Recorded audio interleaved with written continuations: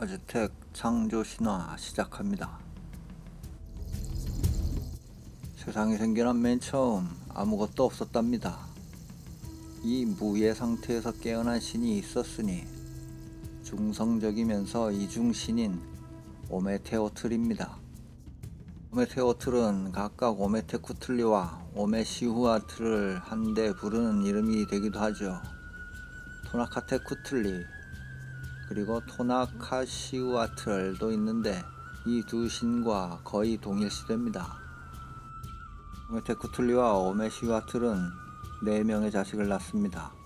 시페토텍, 테스카툴리포카, 케찰코아틀, 위칠로포츠틀리입니다.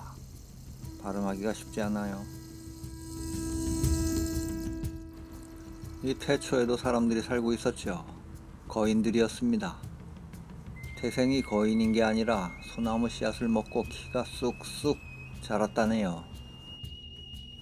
그렇게 52년의 주기가 13번 반복되었는데 제귀어들이 나타나서 거인을 모조리 잡아먹었습니다. 테스카틀리포카가 다스린 제귀어의 시대입니다. 하지만 제귀어들이 서로 잡아먹어 모두 죽어버렸습니다. 그러자 태양도 꺼지고 세상은 멸망하고 말았죠. 그러나 한 줌 희망이 싹 텄습니다.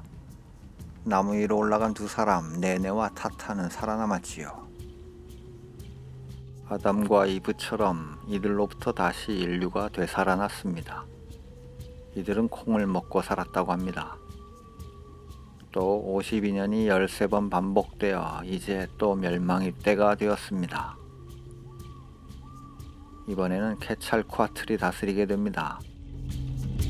바람의 신이므로 이 세상은 바람이 다 날려버렸죠. 사람들은 나무에 매달렸습니다. 버티어보려 안간힘을 써서 그랬는지 꼬리가 생겨났죠. 결국 사람들은 모두 원숭이가 되었습니다. 바람 앞에 촛불같이 태양도 꺼져버리고 두 번째 세상은 멸망했습니다. 하지만 이번에도 역시 희망의 불씨가 살아있었죠. 바위에 의지해 버틴 두 사람. 그렇게 세 번째 세상으로 넘어갔습니다. 사람들은 물 위에서 농사를 지었답니다.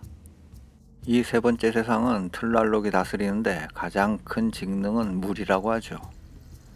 그런데 52년 주기가 7번 반복되고 나자 불의 비, 곧 불비 때문에 세상이 폭망합니다. 아무래도 이 신이 물 외에도 천둥, 번개를 내릴 수 있고 지진까지 가능하다니 이를 적용한 것 같습니다. 나중에 더 자세하게 다뤄볼 계획이니 넘어가죠. 이제 네 번째 세상이 되었습니다. 찰치우틀리쿠에가 다스렸는데 역시 52년의 주기가 12번 반복되고 나자 큰 홍수가 터집니다. 물의 신이거든요. 그래서 사람들은 모두 물고기가 되었답니다. 태양은 테오티우아칸의 신성한 모닥불 속에 숨어버렸죠.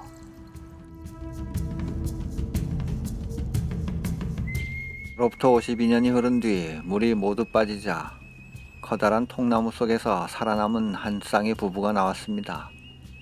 배가 고픈 부부가 물고기를 먹으려고 불을 피웠습니다. 매캐한 연기가 하늘로 올라가는 바람에 신들을 노하게 만들고 말았죠. 테스카틀리포카가 땅으로 내려와 부부의 목을 베고 개로 만들어 버렸죠. 이로써 사람은 멸종해 버렸습니다. 그렇게 세상은 끝이 났지요.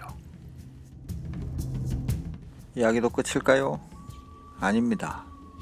다음에 계속됩니다.